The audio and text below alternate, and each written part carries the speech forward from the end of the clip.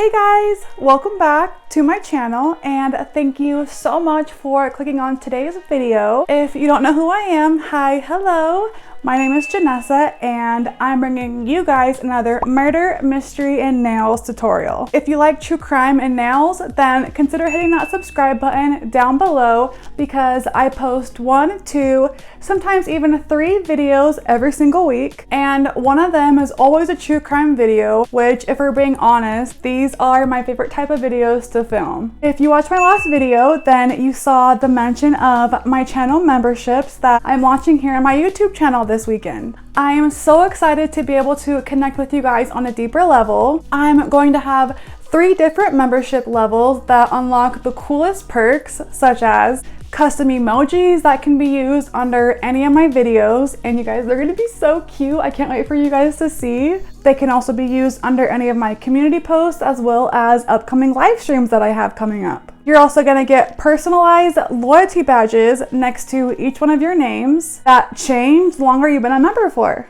You're gonna be able to have the ability to pick the next video that I upload, behind the scenes footage, and bonus content on how I personally edit my YouTube videos, how I grow my YouTube channel, and much, much more. Keep a lookout for my announcement video coming out this weekend, and yeah, no pressure at all. I'm just trying to get the word out and spread awareness about the video. So for today's nails, I'm going to be trying the Ohuhu new Polygel kit. Ohuhu was kind enough to send this over to me, and I can't wait for you guys to see the palette. It's a rainbow palette. Like, who doesn't love rainbow? It's seriously poppin'. It has some really cute glitters in it, and I'm excited for you guys to see it. So thank you so much, Ohuhu, for sending this over to me. And if you would like to listen to today's true crime case that I've researched and prepared for you guys today, and unbox and test out the new Ohuhu rainbow Polygel kit, then please keep watching.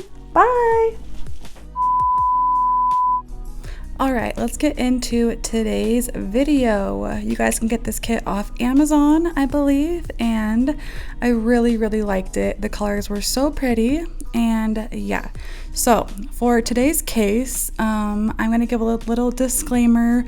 I'm going to be showing a couple of video clips that are probably disturbing to some viewers. I'm going to save the video clips till a little bit towards the end of the video, and I will give another warning before I show them. Today's case is absolutely heartbreaking and one that needs to be shared often because I believe the one thing I can do to honor this young boy who was tragically murdered is to keep his name alive and advocate my position on gang violence and how it's absolutely unacceptable. The murder of Lesandro Guzman-Feliz, I'm sorry if I pronounced that wrong. He was most commonly known as Junior. This incident occurred on June 20th, 2018. The 15-year-old innocent boy was walking home alone that night when he was suddenly stabbed with machetes and killed as he clung onto anything he could possibly get his hands onto as he was dragged outside in front of a bodega by the evil members of the Dominican American gang Trinitarios in the Belmont neighborhood of the Bronx in New York. The death occurred in a case of mistaken identity, police say. Public outrage arose when graphic video of the murder began to circulate on the internet, and thus the hashtag Justice for Junior was born. 14 suspects, all members of the gang, were arrested, 5 of them having been convicted and charged with first and second degree murder in connection with Junior's death at the time of me posting this video. Junior was of Dominican descent, born on November 11, 2002, to his mother and father, Leandro Feliz and Lesandro Guzman. He had one older sister named Genesis and an older brother named Manuel. Junior was just a sophomore in high school, where he attended the Dr. Richard Izquierdo Health and Science Charter School. He was his mother's pride and joy, and he was very close with his family. He had a lot of friends and was known to be a sweet and respectful teenager. And where he lived, even though it was in the Bronx in New York, which is a pretty big city, his personal community was relatively small and everyone knew each other, and it was a very close, tight little village per se. Everyone that knew Junior said that he aspired to become a police officer or a detective, and he was a member of the New York City Police Department Explorers Program, a group for youths interested in law enforcement careers. Junior had a ton of friends, he was very close to his family, he got good grades, and overall you can just tell this boy had a very bright future ahead of him. On June 20th, 2018 at 10:30 p.m., 15-year-old Junior had woke his mother up to ask her for $5 because he apparently owed $5 to a friend, and that friend was coming to pick up the money. While his mom was in a light sleep, she told Junior, "That's fine, but please be quick." Junior grabbed the money from his mom's wallet like she said he could, and he left his apartment to meet up and pay the friend who is now known as the $5 friend in the media. Before 10, I was already in bed, trying to sleep because I have to go to work the next day. That's when he went to my room and said, "Mommy, Jason said he wanted $5. And I say, "Oh my God, by that time, Junior, it's too late." I say, "No, Mommy, I go and give it to him." I say, "Did really you want to go?" And he went to my purse, he opened my purse and grabbed the $10. And I let him go to bring it down the $5. While out after handling his business with the $5 friend, Junior receives another text from a friend who was approximately 1 block down the street from Junior's apartment, telling him to come stop by and hang out for a little bit. While Junior heads a short distance to meet his next friend, he suddenly noticed 4 vehicles seemingly following him around the block, and he became alarmed.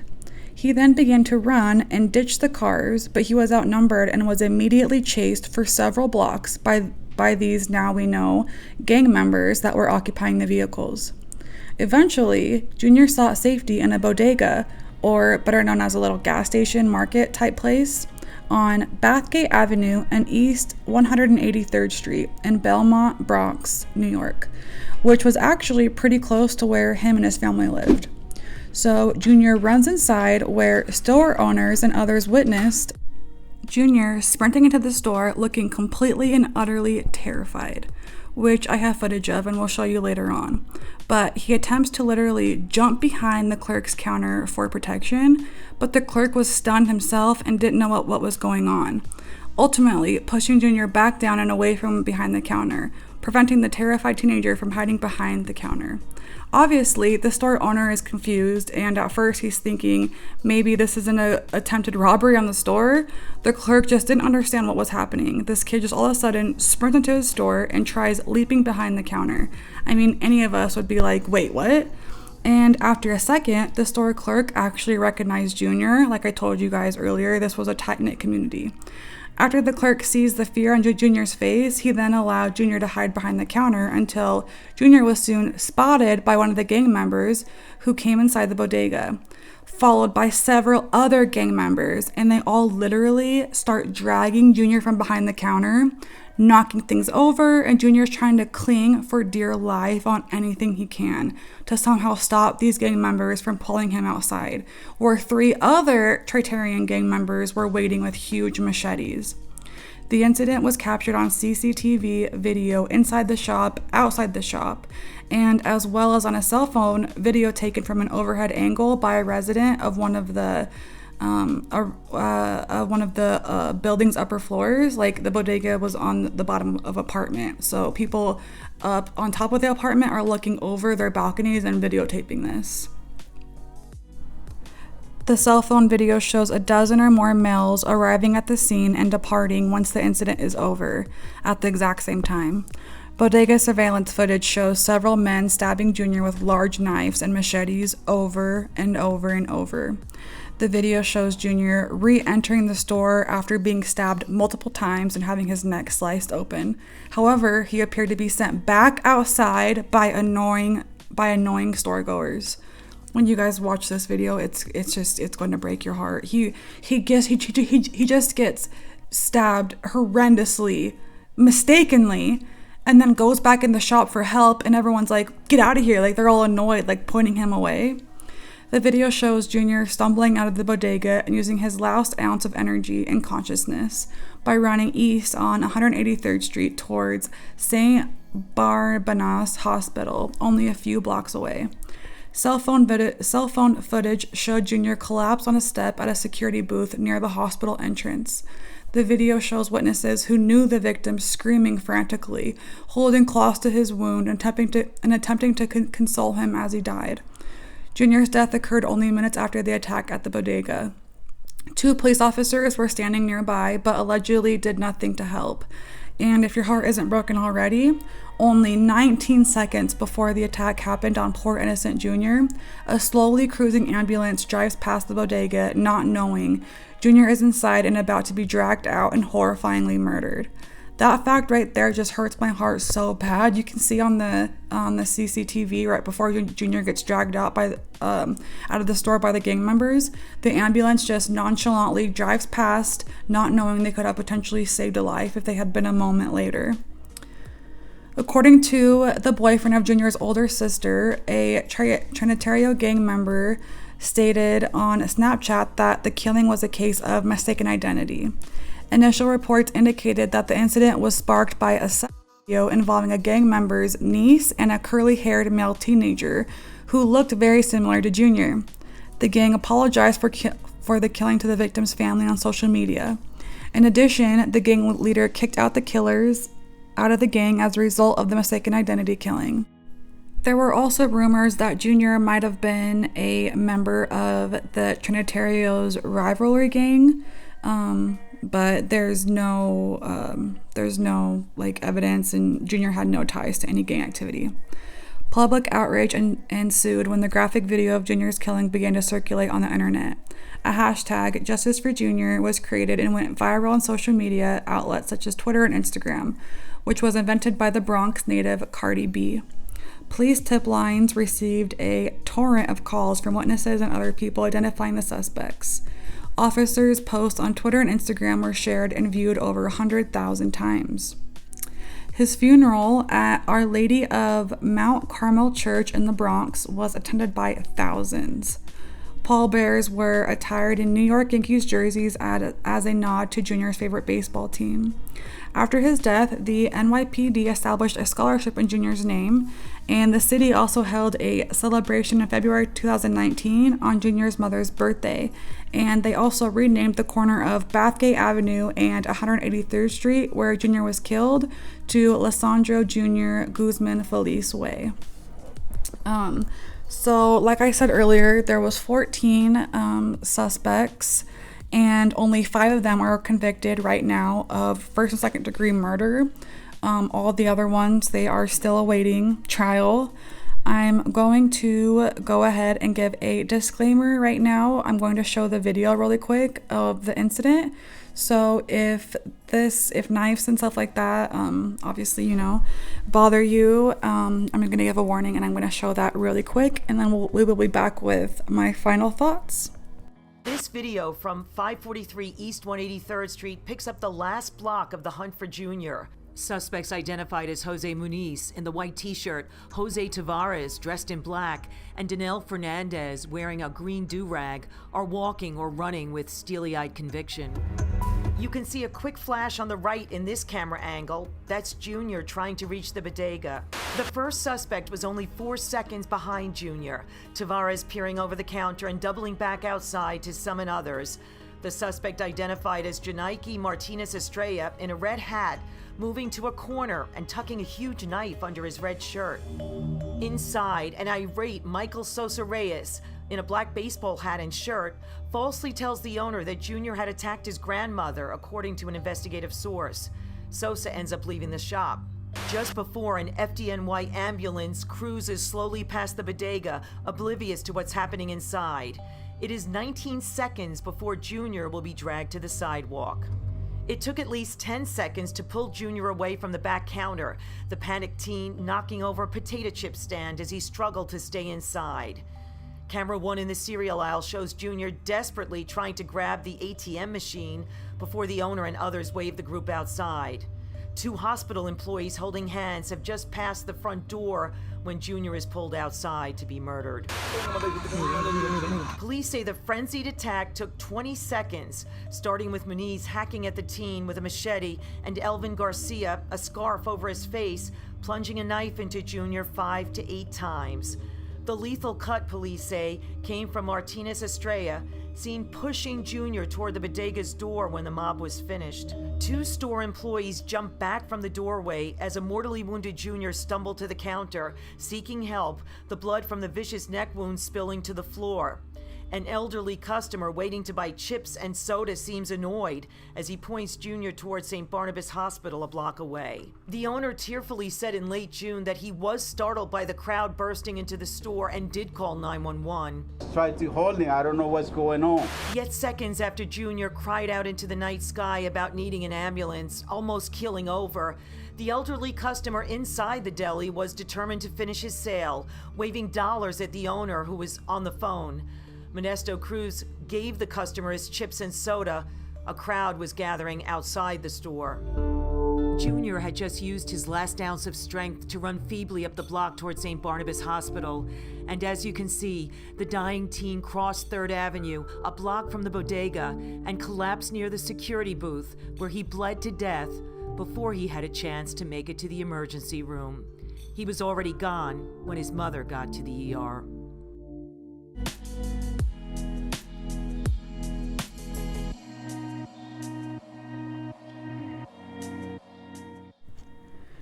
Isn't that just like the most saddest thing ever?